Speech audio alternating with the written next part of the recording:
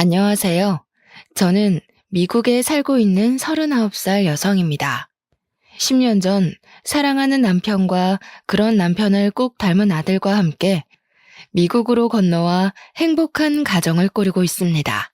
하지만 저도 이런 가정을 이루기까지 정말로 우여곡절이 많았습니다. 여러분은 자업자득 인과응보라는 말을 믿으시나요? 그리 오래 산 건 아니지만 그 말들이 생생히 증명되는 삶을 살았다고 해도 과언이 아니랍니다. 앞으로도 그럴 거라고 믿고요. 가족들이 필사적으로 반대하고 비난하는 가난한 남자와 결혼을 하고도 행복한 가정을 이룬 저의 이야기 한번 들어보시겠어요? 저는 딸부잣집 막내로 태어났습니다. 아버지는 중소기업 간부 출신이신데 젊은 시절 밑바닥부터 임원까지 올라가신 전형적인 자수성가 가장이셨어요. 항상 일 때문에 바쁘셨지만 가정적이고 온화한 성격으로 딸 셋을 모두 이뻐하셨답니다. 어머니는 전업주부이긴 했지만 타고나길 사업가 기질이 있고 수완이 좋으셨어요. 작은 종잣돈으로 시작해 여기저기 투자를 잘한 덕에 재산을 잘 불리셨죠. 우리 가족이 남부럽지 않게 누리며 살 수 있게 된 데는 아버지의 성실함 때문이기도 했지만 어머니의 안목이나 성격 때문이기도 했기에 아버지는 어머니 말이라면 죽는 신용이라도 하실 정도였어요. 우리 집 가장은 아버지였지만 대장은 어머니였달까요? 어머니는 기가 센 것도 아니고 목소리가 큰 것도 아니지만 어찌나 사근사근 나긋나긋 여우처럼 아빠를 잘 다루시는지 그런 어머니 덕에 우리 가족은 부족함 없이 잘 살 수 있었어요. 제 위로 언니가 둘인데 큰언니는 회화를 전공하고 둘째 언니는 피아노를 전공했죠. 언니들은 어머니를 닮아서 미모와 몸매가 뛰어났어요. 어머니는 우리가 어릴 때부터 여자로서 어떻게 살아야 하는지 세뇌 교육을 하다시피 했습니다. 앉을 때는 허리를 꼿꼿하게 세우고 턱은 조금 내리렴. 여자는 무조건 각선미야. 다리가 미끈하게 예뻐야 돼. 앉을 때 허벅지는 이렇게 붙이고 엉덩이는 이렇게. 다리는 이렇게 사선으로 곧게 뻗어. 손은 무조건 우아하게 자연스럽게. 어머니는 귀에 못이 박히도록 웃는 모습부터 음식을 먹는 태도까지 일일이 저희를 교정했죠. 그 다음에는 어떤 남자를 어떻게 만나는지가 중요하다는 얘기도 늘 따라왔습니다. 언니들은 어머니 말을 하나부터 열까지 다 잘 따랐어요. 저 역시 어릴 때는 어머니의 말을 잘 들었죠. 3살 버릇 여든 간다는 말이 있듯이 지금도 어릴 때 배운 대로 습관적으로 나오는 포즈가 있을 만큼요. 저는 모든 친구들이 어머니에게 이런 걸 배우는 줄 알았어요. 그게 아니라는 걸 알게 된 사춘기 때부터는 어머니 말을 듣기 싫어서 하라는 대로 안 했어요. 그냥 편한 자세로 앉고 싶었고, 먹고 싶은 건 마음대로 먹고 싶었고, 입 크게 벌리고 웃고 살고 싶었어요. 꼭 남자를 잘 만나는 게 성공하는 길인지에 대한 의문과 반항심이 있었죠. 게다가 타고나길 아버지를 닮아서 예체능 쪽보다는 공부를 잘하는 편이었고 외모도 고만고만했어요. 그런 저의 편을 들어주는 사람은 아버지뿐이었습니다. 막내에다가 아버지를 많이 닮아서인지 어릴 때부터 아버지는 저를 제일 예뻐하셨고 거의 끼고 사셨어요. 이런 저는 언니들과 취미도 다르고 취향도 다르고 가치관도 점점 달라지면서 자랄수록 미운오리 새끼처럼 언니들과 겉도는 생활을 했어요. 어머니는 자신의 뜻대로 자라주지 않고 엇나가는 것 같은 저를 제일 걱정하곤 했죠. 언니들은 어머니의 시나리오대로 잘 자라서 여성적인 매력과 교양이 흘러넘치는 신부감이 되었거든요. 다들 어머니가 주선한 선자리에 나가서 좋은 집안 명문대 출신 좋은 직업 가진 남자와 결혼한 건 당연한 수순이겠죠. 첫째 형부는 큰 병원의 내과 의사이고 둘째 형부는 주식 상장까지 한 탄탄한 기업 오너죠. 저는 평범하게 대기업 연구원으로 취직을 했고 그냥 그날이 그날 같은 매일을 보내고 있었어요. 때로는 언니들처럼 사는 게 맞는 걸까 고민하기도 했지만 대학 때 연애도 해보고 소개팅도 해보고 선짜리도 나가봤지만 내 짝이라고 여겨지는 사람이 없었어요. 사랑 없는 결혼을 할 수 없었죠. 언니들이 다 결혼하고 나니 가족 모임이 있을 때마다 언니들도 형부들도 부모님도 결혼하라고 성하셨어요. 어머니가 저를 결혼정보회사에 등록한 바람에 주말마다 선을 보러 나가게 됐습니다. 제 결혼까지 엄마 꿈대로 성공하고 나면 엄마 인생 성공하는 거라고요. 어머니는 첫째는 의사 사위, 둘째는 사업가 사위를 얻었으니 셋째 사위는 법조인으로 드릴 거라고 했어요. 그 얘기를 할 때마다 제발 이상한 시나리오 좀 그만 쓰라고 소리치고 싶었지만 참았어요. 적당히 장단 맞춰주면서 세월 보내다 보면 어머니도 포기하는 날이 오겠지 했거든요. 매일 다람쥐 쳇바퀴 돌듯 회사 다니고 주말마다 늘 변호사 판사 만나러 가는 게 저의 일상이 되었죠. 그날도 대형 로펌 변호사와 선을 보러 나가는 길이었습니다.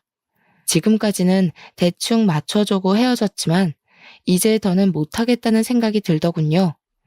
그냥 제 평판이 안 좋아지면 엄마도 지쳐서 그만하겠지 하는 오기가 생겨서 그냥 막 나가기로 했어요. 부동산이 어떻고 재산이 어떻고 잘난 척하는 남자 앞에서 저도 그냥 떠들어 제꼈죠. 허영심에 가득 찬 된장녀처럼 돈 밝히고 남자 밝히는 것처럼 마구 떠들었어요. 술도 안 마셨는데 작심하니 그냥 정신줄 놓게 되더라고요. 어머, 자산가시구나. 저 돈 많은 남자 좋아하는데. 이 정도 나이 먹고 알 거 다 아는 사이에 뭐 괜히 가식 떨 필요 있어요? 솔직한 게 마음에 드네요. 저 돈 많아요. 돈 많은 남자 하나 물어서 당장 일 그만두고 인생 팔자 피는 게 목표예요. 변호사 수익이 알고는 있는데 그것 가지고는 안 될 것 같아요. 그래서 정확하게 보유한 부동산이 어느 정도예요? 솔직한 것도 좋고 말씀 못 드릴 것도 없긴 한데 그래도 좀 당황스럽네요. 너무 단도직입적으로 물어보셔서. 뭐 언젠 솔직한 게 맘에 든다더니. 아니, 근데 또 돈만 많으면 나 밤이 많이 외로울 것 같은데 어쩌죠? 저 돈도 보고 몸도 봐요. 좀 보여줄 수 있어요, 오늘? 남자가 질렸다는 표정으로 입을 쩍 벌리고 벌레 보듯이 저를 보더라고요. 속으로 웃음이 났지만 얼굴에 철판을 깔아버렸어요. 아, 맞다. 오늘 안 되겠네요. 저 신상백 예약해둔 게 있어서 명품관에 가봐야 해서요. 돈도 보고 몸도 볼 날 잡아서 연락 주세요. 바이바이. 하고는 일어나서 걸어가는데 등 뒤로 뭐 저런 골빈 여자를 소개하는 거냐고 전화로 따지는 소리가 들려오더군요. 이렇게까지 해야 하는지 한숨도 나고 눈물도 살짝 나려고 하더군요. 너무 일찍 일어난 바람에 집에 가기도 그렇고 해서 전기 봉사하는 고아원에 갔어요. 제가 원래부터 아이들을 좋아했어요. 몇 년 전에 사내 봉사활동으로 사우들과 단체로 명절 선물을 들고 방문했던 적이 있었는데 그때 이후로 달마다 정기 후원도 하고 주말에 아이들 공부 가르쳐주러 자주 들렀죠. 원장님 방에 인사하러 갔는데 어떤 남자가 방을 나오면서 부딪히게 됐습니다. 그러면서 남자 손에 들렸던 사진이랑 서류 같은 게 바닥에 떨어지는 바람에 제가 미안하다고 사과하면서 주워줬는데 영어로 욕 비슷한 표현을 내뱉고 가더라고요. 안 그래도 기분이 안 좋았는데 욕까지 듣고 정말 기분이 상했지만 그래도 제가 좋아하는 아이들 만나서 공부도 가르쳐주고 같이 놀면서 마음이 많이 풀렸어요. 집에 갈 준비를 하고 나오니 비가 억수같이 내리고 있더군요. 중앙 현관에서 주차장까지 뛰어가려고 심호흡을 하는데 선생님, 우산 써요. 초등 2학년짜리 남자아이가 저를 배웅해주겠다고 급하게 부르지 뭐예요. 늘 유난히 저를 따르는 아이였어요. 얼마나 귀여운지 그 작은 손에 우산을 쥐고 롤러브레이드를 신고 싱싱 달려오다가 그만 제 얼굴 앞에서 발이 잘못 걸려서 넘어지려고 하는 게 아니겠어요. 그대로 넘어지면 크게 다칠 것 같아서 아이를 잡으려다가 둘이서 껴안고 같이 흙탕물 바닥에 뒹굴고 말았습니다. 선본다고 차려입은 흰색 투피스 정장이 흙물 범벅이 되고 아이는 미안하고 놀라서 울음을 터뜨렸죠. 저는 진흙바닥에 주저앉아 완전 엉망이 되어버린 제 몰골이 웃겼던 건지 왜인지 알 수 없지만 그냥 가슴이 시원해져서 웃음을 터뜨리고 말았어요. 녀석을 달래주고 흙탕물로 젖은 옷을 대충 스카프로 닦아내고 집으로 향했습니다. 한참 운전해서 가는데 뒤따라오던 트럭이 계속 빵빵 클렉슨을 울리더니 옆으로 와서 창문을 내리고는 차 세우라고 계속 손짓을 하는 거예요. 비상등을 켜고 갓길에 세우고 내렸더니 트럭 차주도 차를 세우고 내리더군요. 아까 고아원에서 부딪혔던 남자였습니다. 알고 보니 제 차 뒷바퀴가 펑크나서 휠까지 주저앉기 직전이었어요. 어쩐지 차가 이상하게 흔들리더라니. 오늘은 꽤나 유별난 하루처럼 여겨졌습니다. 고맙다고 인사하고 차에 타서 보험 출동 서비스를 부르고 기다리는데 한참을 안 가고 뒤에 서 있던 트럭에서 남자가 다시 제 차로 오더군요. 창문을 내리고 올려다보는데 명함 한 장을 주더군요. 저 카센터 일해요. 보험사 오면 여기로 오세요. 잘해드릴게요. 뭔가 어눌하기도 하고 날티나는 말투로 말하고는 가버리는 겁니다. 제가 대답할 틈도 주지 않고요. 곧이어 레카가 왔는데 출동 서비스 직원이 원하는 정비소가 있는지 물어보더군요. 조금 망설이다가 그 남자의 명함을 주며 거기 찍힌 주소로 가달라고 했죠. 엉뚱하고 웃긴 하루의 대미를 장식한 만남. 그것이 우리의 시작이었습니다. 그는 고졸 학력이 전부인 사람으로 변변한 배경도 없고 부모도 없는 남자였어요. 알고 보니 그 고아원 출신으로 9살 때 미국으로 입양을 가게 되었는데 양부모님이 일찍 돌아가시고 한국의 친부모님을 만나러 들어온 거라고 했어요. 20살 되던 해부터 친부모를 찾으려고 매년 한국을 방문했었고 3년 전에는 아예 한국을 들어와서 아는 형 카센터에서 정비사로 일하고 있었어요. 그의 말로는 예전부터 저를 알고 있었다고 하더군요. 주말에 고아원에서 봉사하는 걸 자주 봤었는데 인상이 좋아서 호감을 가지고 있었다고요.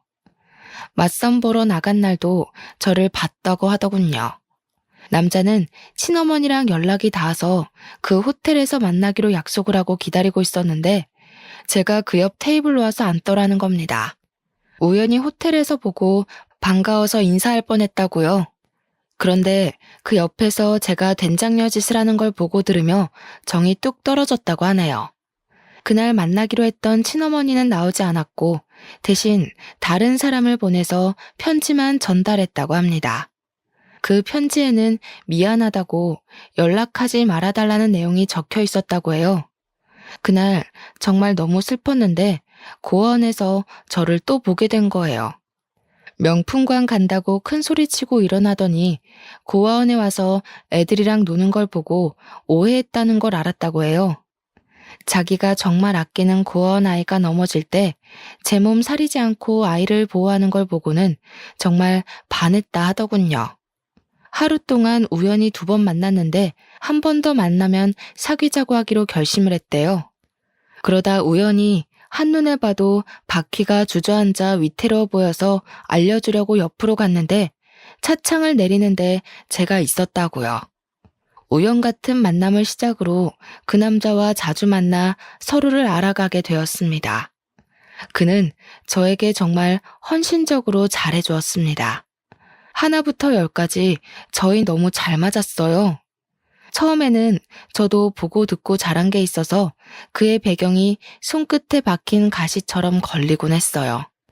저도 그냥 적당히 속물적이고 세속적인 평범한 여자일 뿐이에요. 하나부터 10까지 그동안 만나본 적 없는 종류의 사람이다 보니 자동 반사적으로 저울질이 되긴 하더라고요.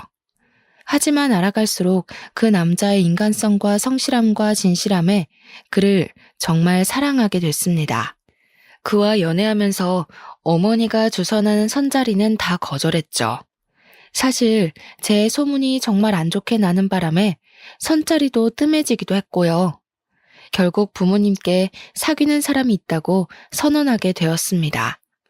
어머니는 사귀는 걸 왜 숨겼냐며 어떤 집안 남자냐, 뭐 하는 남자냐, 무슨 대학 나왔냐, 부모님은 뭐 하시냐 질문 공세를 퍼부었죠. 아니요, 엄마. 그 사람 대학도 안 나왔고 부모님도 안 계시고 모아둔 돈도 별로 없고 카센터에서 정비사로 일하는 사람이에요. 9살 때 미국으로 입양 갔는데 일찍 돌아가시고 혼자 자라서 얼마 전에 한국 들어왔대요. 어머, 어머, 어머. 기막혀. 너 저번에 선보러 가서 미친 짓 하고 왔다는 소문 건너 건너 들었다. 내가 고개를 들고 다닐 수가 없어, 이거 사. 진짜 미쳤나 봐, 얘가. 너 어디 아프니? 그래, 아파서 그런 거야. 내일 당장 예약할 테니까 엄마랑 신경정신과 한번 가보자. 엄마, 나 안 미쳤어요. 헛소리 아니고 진심이야. 그 사람 한 번만 만나보고 얘기해요. 정신 차려, 이거 사. 금이야 오기야 키워놨더니 엄마한테 돌려주는 게 결국 이런 수치심이야? 말로만 들어도 부끄럽고 입 밖으로 내기도 부끄러운데 어딜 한번 만나보라 얘기를 해. 내가 그런 사위 이 집에 들일 것 같아? 엄마, 사람한테 어떻게 그런 말을 해. 뭐가 부끄러워, 뭐가. 그 사람이 무슨 부끄러운 짓을 했고 뭘 잘못했다고. 엄마가 뭔데 함부로 부끄러워해? 내가 오히려 그 사람한테 부끄러워. 엄마 때문에 부끄럽다고. 뭐? 뭐가 어쩌고 어째? 태어나서 처음으로 어머니께 뺨을 맞았어요. 저도 너무 화가 나서 어머니께 대들고 말았죠. 어머니의 분노는 상상을 초월했습니다. 노발대발하시던 어머니는 그날로 알아놓으셨고 소식을 듣고 찾아온 언니들도 저를 한사코 뜯어 말렸습니다. 못 들을 말도 많이 들었어요. 자기들보다 외적으로 떨어지는 제가 자격지심 때문에 그런 남자를 택한 것 같다며 미안하다며 울지를 않나. 차라리 집안에 먹칠하지 말고 그냥 평생 혼자 살라고 하질 않나. 저도 너무 큰 스트레스로 원형 탈모까지 생겨버렸어요. 그런 난장판 속에서도 아버지는 묵묵히 제 편이 되어주셨어요. 얼마나 든든했는지 그런 아버지가 아니었다면 저는 버티기 힘들었을지도 몰라요. 돌아누워 뜻을 굽히지 않는 어머니 옆에서 몇 날 며칠을 설득해 주셨고 그래도 강경한 어머니께 차라리 자신과 부부의 인연도 끊자고 막내딸 안 보고는 못 산다고 하시는 아버지의 엄포에 결국 어머니가 두 손을 들었다고 합니다. 아버지 덕에 결혼식을 치를 수 있었지만 큰 축복이 가득한 결혼식 내내 눈물바람인 어머니 덕에 결혼식장이 아닌 장례식장 같았죠. 신혼여행도 조촐하게 제주도로 다녀와서 인사드리러 간 날 언니 형부들도 모두 와 있었습니다. 우리를 반기기 위해서가 아니라 마치 제 남편을 구경하려고 온 느낌이었어요. 어머니는 제 남편 눈 한 번을 맞춰주질 않고 얼굴도 보지도 않고 한숨만 쉬고 언니들은 남편을 마치 하인 부리듯이 했습니다. 예상 못한 건 아니었지만 그 정도일 줄이야 어찌나 가시방석이었는지 또 남편에게는 어찌나 미안했는지 겨우 밥을 먹고 거실에 모여 얘기를 나누는데 병원 얘기며 사업 얘기며 형부들은 대놓고 제 남편을 무시했죠.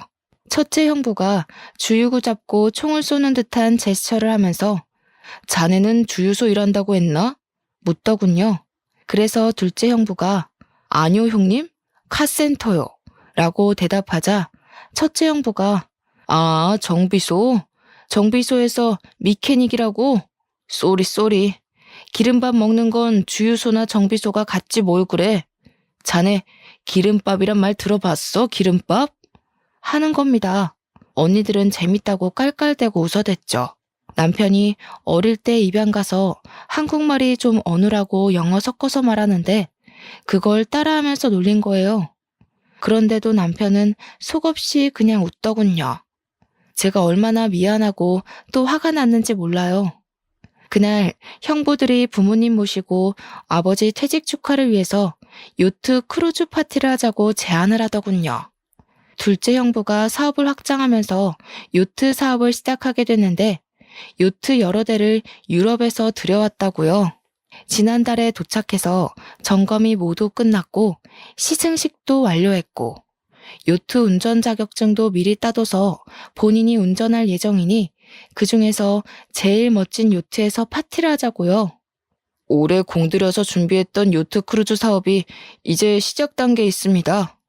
아버님, 요직은 퇴직 후부터 또 제2의 인생이라고들 하지 않습니까? 저희 회사 새 사업과 아버님 인생 제2막이 동시에 시작되니 얼마나 또 축하할 일인지 모르겠습니다. 제2의 인생 멋들어진 요트에서 함께 시작하시죠. 아유, 우리 김서방 대단하다 대단해. 사업 돌보느라 바쁠 텐데 언제 요트 운전까지 배웠을까? 말하는 건 또 어쩜 이렇게 이쁘게 하나 몰라. 그렇죠, 여보? 그래, 고맙네, 김서방. 참 내가 복이 많네. 아닙니다, 아버님, 어머님. 제가 당연히 할 일인데요. 이가 척을 얼마나 생각하는지 몰라. 이번에 요트 크루즈도 시댁 어른들보다 우리 아빠 엄마를 먼저 챙기는 거 있지? 예. 누가 들으면 김서방만 사위 노릇 제대로 하는 줄 알겠어? 우리 민지 아빠는 뭐 우리 집에 못하니? 아, 언니. 형부가 우리 집에 못한다는 게 아니라 이 사람이 잘한다는 얘기지. 누가 형부가 못한다 그랬어? 안 그래도 며칠 전에 엄마한테 들었어. 형부가 아빠 엄마 건강검진 프리미엄 코스로 예약해드렸다면서? 엄마가 전화 와서 얼마나 자랑을 하는지. 형부, 제 귀에 피나는 줄 알았어요. 장모님도 참. 의사 사위가 매년 당연히 해드리는 건데 뭘 또 그렇게 자랑까지 하셨어요. 어머, 그랬어? 그러니까 엄마도 참. 뭘 그걸 전화까지 해서 자랑을 했대. 아, 자랑이지. 큰 자랑이지. 의사 큰 사이가 때 되면 고급 풀코스로 건강검진 시켜줘. 사업가 둘째 사이가 사업도 승승장구하고 때마다 좋은 구경 시켜줘. 내가 우리 사위들 자랑하고 싶어서 친구들 더 만들 판이네. 어쩌면 이렇게 사위복이 많아서 얼마나 감사해. 얼마나 좋아. 어머님, 총 쏘는 셋째 사위도 있지 않습니까? 형님, 주유소가 아니라 정비소라니까요. 아, 그랬어? 자꾸 헷갈리네. 이러나 저러나 기름밥 먹는 건 똑같다니까. 그 조크는 들어도 웃기네. 다들 그날의 계획으로 이야기꽃을 피우고 어머니는 아예 제 남편을 등지고 앉아서는 형부들에게 우리 사위들 덕에 호강한다며 좋아하는데 우리 부부만 덩그러니 외로운 섬처럼 앉아 있었습니다. 아니, 모르겠어요. 그냥 남편은 그저 조용히 미소만 띠고 있더군요. 거의 득도한 사람인 줄 알았다니까요. 저는 무슨 정신으로 집으로 돌아왔는지 모르겠어요. 남편에게 정말 미안했는지 제가 미안하다는 말을 꺼내기도 전에 미안하단 말 하지 말라고 하더군요. 그냥 저를 만나고 저의 가족이 되어서 세상에 유일한 자기 편인 제가 있어서 감사하다고요. 부모님과 언니들과도 진짜 가족이 된다면 정말 좋겠지만 그런 욕심 안 부린다고요. 그 말에 저는 또 얼마나 울었는지 몰라요. 다시는 가족 모임에 가고 싶지 않았지만 요트 크루즈에 참석하게 되었습니다. 아버지 퇴직 축하 가족 모임이었기에 빠질 수가 없었어요. 날씨도 좋고 바람도 적당하고 모든 것이 완벽한 날이었어요. 바다 멀리까지 요트를 띄웠죠. 우아한 음악이 흘러나오고 샴페인과 신선한 음식들까지. 부모님도 선베드에 누워 즐기시며 사위 덕에 호강한다고 얼마나 좋아하셨는지요. 형부들도 자기들끼리 주식 얘기며 정치 얘기며 그들만의 세상에 있었습니다. 저희 부부만 거기 끼지 못하고 서 있는데 형부들이 마치 종업원을 대하듯이 손짓으로 남편을 부르는 겁니다. 배 안에서도 제 남편에게 심부름을 시키더군요. 어이, 따로 칠링해둔 샴페인 좀 더 가지고 와.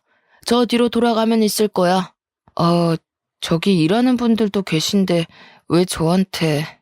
가족끼리 어울리는데 막내 사이가 그 정도는 알 수 있지. 꼭 일하는 사람이 해야 하는 일은 아니잖아?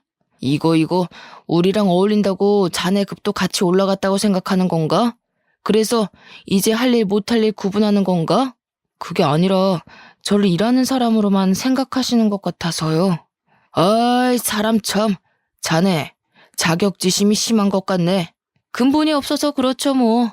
하여간, 없는 것들은 일해서 피곤해. 순수하게 가족으로 대해주려고 해도 피해의식으로 곡해를 한다니까. 아, 하기 싫으면 관두라고. 아닙니다. 제가 가지고 오겠습니다.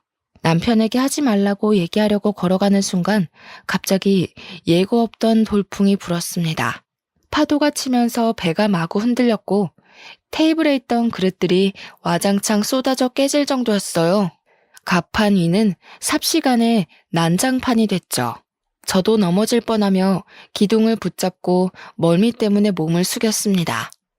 가족들 모두 멀미의 구토감을 느끼며 선실 안으로 대피했어요.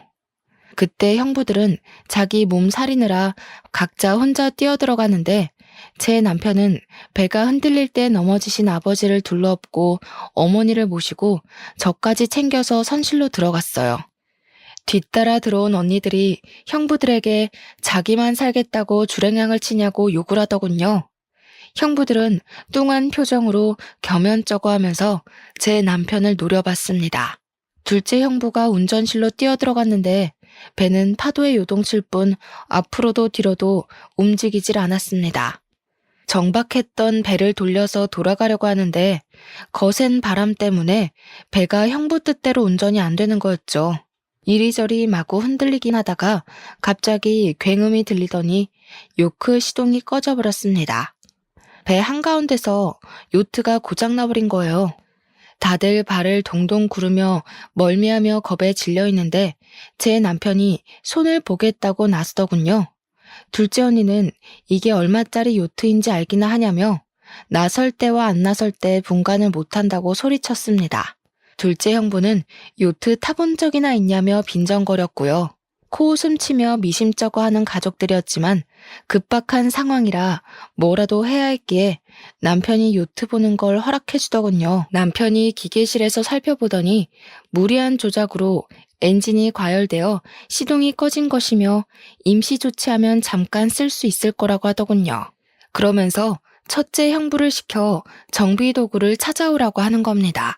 급한 마음에 곧이곧대로 정비 도구를 찾아서 갖다 바치는 형부를 보니 그 와중에도 통쾌해서 웃음이 났어요. 남편이 이리저리 손을 보고 나니 다시 시동이 걸리더군요. 그러고는 운전대 앞에 서 있는 둘째 형부를 밀치고 본인이 배를 운전하기 시작했습니다. 아, 뭐 하는 거야? 지금 이대로 있으면 모두 위험해져요. 바람 방향을 이용해서 빠져나가야 합니다. 자존심이 상해 소리치는 둘째 형부에 아랑곳 않고 남편은 능숙하게 운전을 하더군요. 그 순간만큼은 모두가 무능한 가운데 남편만 빛났죠. 그날 이후 남편에 대해서 아버지는 무한 신뢰를 하게 되셨고 어머니도 그날 일에 대해 고맙다고 하더군요. 하지만 어머니와 언니, 형부들이 기본적으로 남편을 하대하는 태도는 고쳐지지 않았습니다. 어머니는 그날 일에 대해서 군뱅이도 구르는 재주가 있다는 식으로 말하며 칭찬했습니다. 그 사건 이후로 부모님 댁이나 언니를 집에 수리할 것이 있느냐?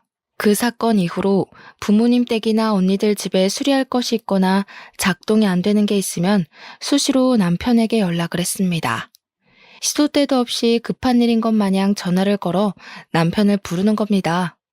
남편이 묵묵하게 손을 보고 나면 비아냥인지 칭찬인지 모를 것들을 막 늘어놓는 겁니다.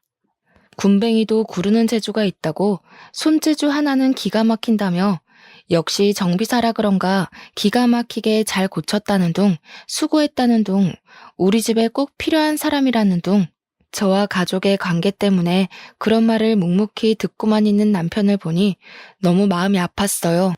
너무 바보처럼 착한 사람이었습니다. 그 사람을 지켜주고 싶었어요.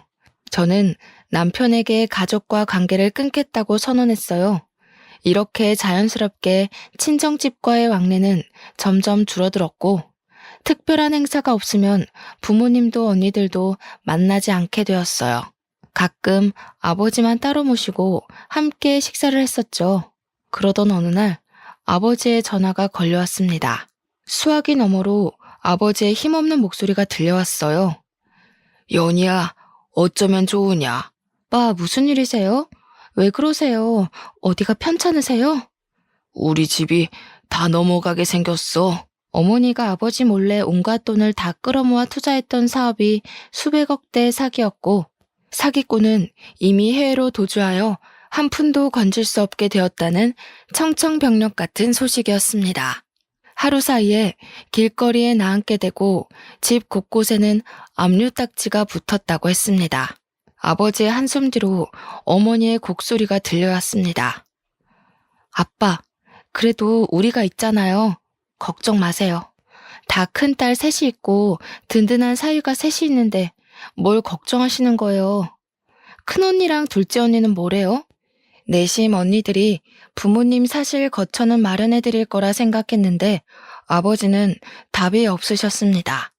아마 저에게 연락하시기 전에 언니들에게 먼저 연락을 하셨을 텐데 아무 답이 없으신 걸 보면 이상했어요.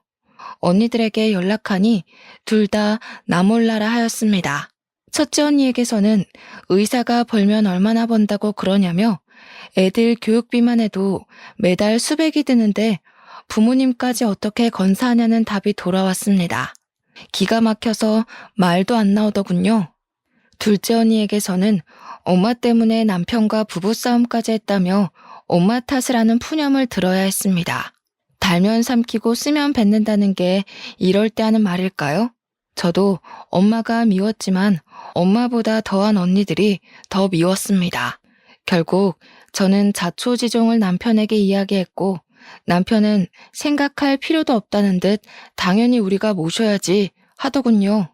부모님께 큰 방을 내어드리자며 부모님을 위해 새롭게 꾸미자고까지 하더군요. 그렇게 구박받고 무시받았는데도 한치의 망설임도 없이 부모님을 모시겠다고 나서는 남편이 대단하고 존경스럽게 여겨졌습니다. 너무 고맙기도 하고 착잡하기도 했어요. 저와 남편이 사는 방 2개짜리 작은 신혼집에 부모님이 들어오시던 날, 아버지와 어머니는 남편 앞에서 고개를 들지 못하셨습니다. 부모님을 위해 마련한 안방에 두 분을 모시고 갔어요. 두 분을 따뜻한 방에 앉게 하고 남편과 저도 마주 앉았습니다. 자네에게 정말 면목이 없네. 정말 너희에게 미안하다. 장인어르신, 장모님, 두 분께는 슬프고 마음 아픈 날이지만 너무 슬퍼하지 마세요. 오늘이 저에게는 참 기쁜 날입니다. 저희 집에 한 번도 안 오셨던 장모님이 처음 오신 날이잖아요. 아이고, 기쁜 날이라고 말해주니 너무 고맙네. 내가 이렇게 신세를 지게 될 줄을 모르고 너무 고맙고 미안해. 한국에서 결혼을 할 때도 신혼여행 다녀와서도 어른들께 절을 한다고 하던데 그래서 절하는 것도 배워서 연습도 많이 했는데 한 번도 못했어요. 사위가 장인어르신과 장모님께 절을 하는 첫날이니 저는 참 기쁩니다. 종이에 써서 읽기 연습을 해가며 외운 말을 남편이 또박또박 말하자 부모님은 말없이 눈물을 흘리셨습니다. 간소한 결혼식에 패백도 하지 않았고 신혼여행 다녀와서 절하려는 남편을 은근슬쩍 피하셨던 것이 남편에게도 상처로 남은 모양입니다. 절하는 연습까지 했다는 걸 저도 그날 처음 알았는데 가슴이 미어졌어요. 저와 남편은 처음으로 부모님 앞에서 절을 올렸습니다. 저는 그동안의 서름과 남편에 대한 고마운 마음, 부모님에 대한 연민이 한꺼번에 북받쳤어요. 절하는 저희도 울고 부모님도 우셨어요. 절을 끝내고 남편이 두 분께 다가가 손을 잡고 이제부터는 두 분을 낳아주신 친부모님으로 생각하겠다고 말했어요. 어머니와 아버지도 이제부터는 사위를 아들로 여기고 살겠다고 아들에게 평생 갚으며 살겠다고 하시더군요. 제 남편을 아들이라고 부르시는 부모님 목소리에 그동안의 응어리가 녹아내리는 듯하며 하염없이 눈물이 났습니다. 그날 밤 부모님과 저희는 얼싸안고 얼마나 울었는지 모릅니다. 그 뒤로 부모님은 제 남편을 아들이라고 부르십니다. 그렇게 부모님을 모시고 살던 어느 날 남편이 미국에 정리할 것이 있다며 잠깐 다녀오겠다고 하더군요. 매일 전화통을 하긴 했지만 곧 돌아온다던 남편이 몇 개월 동안 돌아오질 않고 무엇을 하고 있는지 말도 해주지 않으니 저도 점점 의심이 생겼어요. 혹시 이 남자도 우리 집이 망해버려서 볼 것이 없어지니 도망을 간 건가? 하는 못된 의심이요. 그도 그럴 것이 정확히 미국 어디에 있는지도 말해주지 않고 찾아가겠다고 해도 조금만 기다려달라고 하고 무엇을 정리하고 있는 것인지도 말해주질 않았거든요. 때로는 연락이 잘 되지 않을 때도 있었습니다. 불안해하는 저를 다독여준 건 오히려 부모님이었어요. 그는 그럴 사람이 아니라며 남편 편을 들어주시더군요. 그러는 사이 형부들이 차례로 망하고 있다는 소식이 들려왔습니다. 소문에 첫째 형부는 재단에 막대한 피해를 입혔다는 이유로 권고사직 당했다고 하더군요. 둘째 형부는 요트 사업이 중간에 계약이 파투가 나는 바람에 자금줄이 막혀서 부도 위기라고 했고요. 이 소식도 당장 돈이 급해진 큰언니와 둘째 언니가 혹시나 부모님께 받을 게 없나 해서 연락을 해온 덕에 알게 됐죠. 내칠 때는 언제고 받을 것 챙기려고 연락을 해온 언니들이 야속하기만 했습니다. 남편이 수개월 만에 미국에서 돌아오던 날 어머니는 오전 내내 부엌에서 정성껏 음식들을 준비했어요. 온종일 잔치가 열릴 것처럼 온 동네 맛있는 냄새가 진동을 했죠. 거의 뷔페처럼 한식 요리를 준비하는데 남편이 뭘 좋아할지 몰라서 다 준비하신다며 웃음이 만발했습니다. 아이고, 우리 아들 왔어? 우리 아들. 남편이 집에 들어왔을 때는 저보다 먼저 달려나가 정말 신발을 신지도 않고 버선발로 현관에서 남편을 맞이했어요. 그러고는 남편 앞에 선 어머니도 뒤따라 나간 저도 아버지도 뭔가 낯선 남편이 어색해 한참을 마주봤습니다. 결혼식 때 말고는 본 적 없는 말끔한 정장 차림에 고급진 가죽 서류 가방을 들고 헤어스타일까지 단정해진 남편 모습이 의아하면서도 아주 멋져서 탄성을 질렀죠. 남편은 그냥 웃으며 아주 맛있는 냄새가 난다며 배고프다고 너스레를 떨었습니다. 뭔가 변한 듯한 남편의 모습이 조금 낯설었지만 싫지만은 않았어요. 식탁에 둘러앉아 점심 식사를 시작할 무렵 초인종이 울렸습니다. 문을 열기 무섭게 언니들과 형부들이 들이닥쳤습니다. 어머, 언니, 형부, 무슨 일이에요? 갑자기 연락도 없이 이렇게 오세요. 주변의 소란스러움에도 미동도 없이 식탁에 앉아 묵묵히 밥을 먹고 있는 제 남편 앞에 언니들과 형부들이 무릎을 꿇는 겁니다. 저는 너무 놀라서 가슴이 철렁 내려앉았어요. 상상해 본 적도 없고 일어날 일이라고 생각한 적도 없는 눈 뜨고 보면서도 믿기지 않는 장면이었거든요. 자네, 몰라봐서 미안하네. 내 이렇게 용서를 구하네. 한 번만 살려주게. 제부, 정말 미안해요. 우리 그동안 정을 봐서라도 우리 좀 살려줘요. 저죄, 진짜 미안해. 우리가 격이 없이 대한다고 한 게 마음이 상했나 본데 이렇게 빌면 마음이 좀 풀릴까? 응? 정말 이렇게 빈다 연이야. 제부, 정말 미안해요. 아니 형부들, 언니들, 갑자기 쳐들어와서 밑도 끝도 없이 이러시면 어떡해요. 도대체 무슨 소리 하시는 거예요? 여보, 이 사람들이 지금 왜 당신한테 이러는 건지 당신이 얘기를 좀 해봐요. 제 말에 남편이 숟가락을 놓고 고개를 들었습니다. 어머니, 응, 아들. 어머니가 해주신 불고기하고 미역국을 먹으니 정말 집에 왔다는 게 실감나요. 너무 그리웠어요, 이 맛. 그러더니 자리에서 일어나 아버지 어머니께 보여드릴 것이 있다며 함께 가자고 하는 겁니다. 남편은 형부와 언니들을 철저히 무시하고 있었습니다. 이게 대체 무슨 일인지. 저는 아버지와 어머니와 함께 어리둥절한 표정으로 남편을 따라 나섰습니다. 등 뒤로 형부들과 언니들이 저희를 부르는 목소리에 이어서 서로 싸우는 소리가 들려왔습니다. 집 앞에는 고급 외제차가 주차되어 있었습니다. 남편은 그 외제차에 부모님과 저를 태우고 말없이 시동을 키더군요. 남편이 운전하는 차를 타고 가는 동안 그간의 자초지정을 들려주었습니다. 남편의 양아버지의 아버지, 즉 양할아버지가 미국에서 요트 사업을 하는 대부호였다는 겁니다. 양부모님이 일찍 사고로 돌아가시고 할아버지께서 남편을 키워주셨고 남편이 성인이 되고 사업을 물려받으라고 하셨습니다.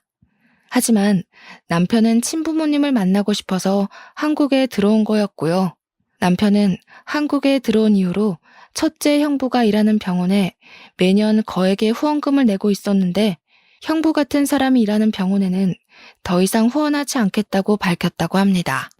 형부가 병원을 그만두면 계속 후원하겠다고 했다는군요. 그 때문에 형부가 권고사직을 당한 겁니다. 또 둘째 형부 요트 사업에 계약상의 문제를 제기해서 사업 진행을 막은 것도 남편이었습니다. 형부가 계약한 유럽의 요트 회사가 미국 기업의 자회사였다는군요. 그 사실을 알게 된 형부들이 남편에게 싹싹 빌러 찾아왔던 겁니다. 저와 부모님은 상상도 못한 이야기에 너무 놀라 말이 나오질 않았습니다. 이 엄청난 이야기를 그냥 담담하게 전하는 남편의 모습과는 대조적으로 부모님의 얼굴은 충격과 놀라움으로 붉어져 있었어요. 저 역시 갑작스럽게 들은 이야기가 믿어지지 않아서 제 허벅지를 꼬집어 보았어요. 그러는 동안 어느 공기 좋은 곳에 위치한 고급진 전원주택 앞에 당도했습니다. 부모님께 드리는 선물이라고 했습니다. 아버님, 어머님, 아무 걱정 마시고 이제 이곳에서 편안하게 사세요. 그동안 제 신분을 속여서 죄송합니다. 아니, 이게 꿈이야 생시야. 대체 이게 다 무슨 일인지 믿어지지가 않네. 남편은 자신의 재산만 보고 다가오는 사람이 많아서 사람을 믿지 못했다고 합니다. 학교도 졸업 못하고 입양아에 가진 것도 없는 자신을 봐준 유일한 사람이 저였다고 해요. 아무것도 가진 것이 없지만 그냥 사람으로 사랑해준 저에게 뭐든지 해주고 싶었다고 합니다. 놀라움의 연속이었습니다. 제가 원하는 건 오직 그 사람뿐이었는데 너무 많은 것을 받았어요. 저는 심성이 고운 그 사람을 험한 세상에서 지켜주고 싶었는데 오히려 그 사람이 저를 지켜주네요. 어머니는 펑펑 눈물을 흘렸습니다. 아이고 아들아, 고맙고 고맙다. 하지만 나는 이걸 받을 자격도 염치도 없구나.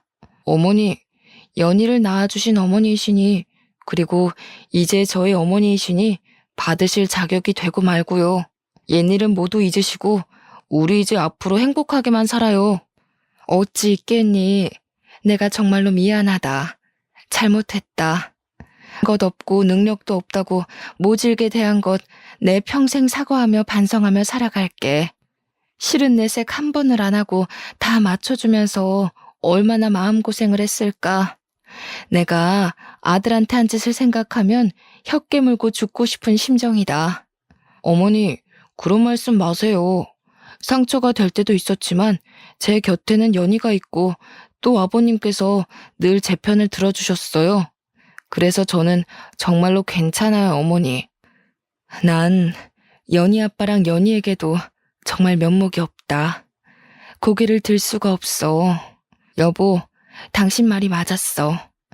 애들 선자리 만들고 결혼 준비할 때마다 당신이 조건 말고 마음을 보라고 항상 말했었는데 그때는 마음은 보이지도 않고 변하는 거니까 눈에 보이는 조건 말고는 믿을 게 없다고 호언장담했는데 우리 딸들 위하는 길이라고 생각했는데 그냥 내 허영심이었다는 걸 이 나이가 되어서야 알았어. 아들아, 네 엄마 이제 철드나 보다. 여보, 이런 나를 데리고 평생 살아줘서 고마워. 여보, 정말 미안해. 나는 노년의 당신 덕분에 방 한 칸 없이 낳는 신세가 됐지만 오히려 마음은 편했어. 당신이 이제 정말로 변하고 진심으로 아이들을 대하는 것 같아서. 어머니, 이제 그만 울고 그만 미안해하세요. 이렇게 좋은 날 너무 많이 우시니 저도 마음이 아파요. 그럼아, 이제 울지 않을게. 너무너무 고맙다. 내 평생 감사하며 갚는 마음으로 살아갈게. 첫째 언니와 둘째 언니는 모두 이혼을 했습니다. 알고 보니 형부들은 모두 우리 집의 재산을 보고 결혼을 했던 거더군요. 의사인 큰형부는 처가에서 개인 병원을 내줄 것으로 생각하고 그동안 장인 장모에게 공을 들였던 건데 한순간에 처가가 망한 데다 본인도 병원에서 쫓겨나게 된 건 모두 큰언니 때문이라며 거액의 위자료 청구 소송을 했지만 패소했습니다. 큰언니는 입시 미술학원 강사로 일하며 생계를 유지하고 있다고 들었습니다. 둘째 형부도 처가 재산을 믿고 무리한 사업 확장을 했던 건데 처가에 손 벌릴 수 없게 되고 요트 사업마저 불발되는 바람에 부도가 나 한순간에 길바닥에 나앉게 되었습니다. 잦은 부부싸움 끝에 합의 이혼을 했다더군요. 둘째 언니는 저희 남편이 부모님께 마련해드린 집에서 눈칫밥을 먹으며 더부살이하고 있어요. 사실 언니들이 저와 남편이 부모님께 해드린 노후자금에 기대서 살고 있다는 걸 전부터 알고 있지만 그래도 혈육이 뭔지 부모님 생각해서 모른 척하고 있습니다. 저와 남편은 그 후 고아원에서 9살 남자아이를 입양하였습니다. 바로 저와 비 오는 날 부딪혀 흙탕물에 뒹굴었던 그 아이죠. 평소 저를 많이 따르고 좋아했었고 저도 늘 마음이 가던 아이였는데 남편 역시 본인이 입양될 때 나이와 같아서인지 늘 눈에 많이 밟혔다고 하더군요. 여러분은 입양에 대해서 어떻게 생각하시는지 모르겠어요. 저는 사실 입양은 대단한 사람들이 하는 일이라고만 여겼어요. 여러 해 동안 고아원에서 봉사활동을 하면서도 입양을 생각해 본 적은 없었는데 남편의 불우했던 어린 시절을 극복할 수 있었던 건 양부모님을 만나 짧지만 행복했던 유년 시절을 보낸 덕이라고 했던 말에 입양을 결심하게 되었습니다. 갓난아이를 데리고 올 줄 알았는데 막상 고아원에 갔을 땐 벌써 9살인 그 아이 생각만 나더라고요. 남편도 그 아이를 만날 때마다 양조 삼고 싶은 마음이 있었는데 차마 제게 말하진 못했다고 했어요. 제가 먼저 입양을 제안했을 때 너무나도 기뻐했어요. 아이도 늘 혼자 생각했다고 합니다. 일기장에도 쓰곤 했대요. 그 아줌마가 우리 엄마였으면 좋겠다. 그 아저씨가 우리 아빠였으면 좋겠다 하면서요. 저와 남편이 서로를 모르던 때부터 말이죠. 이런 것이 하늘이 이어준 인연일까요? 우리 모두가 서로를 원했으니까요. 아이와 함께 우리 세 가족은 미국으로 떠나왔습니다.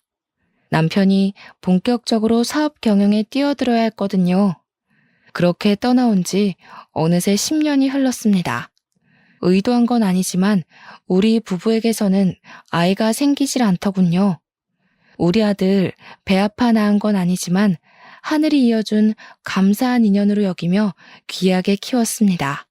몇 년에 한 번은 한국에 들어가 부모님을 뵙기도 하고 부모님 생활에 바쁘다 보니 또 마음만큼 자주 뵙기가 어렵더군요.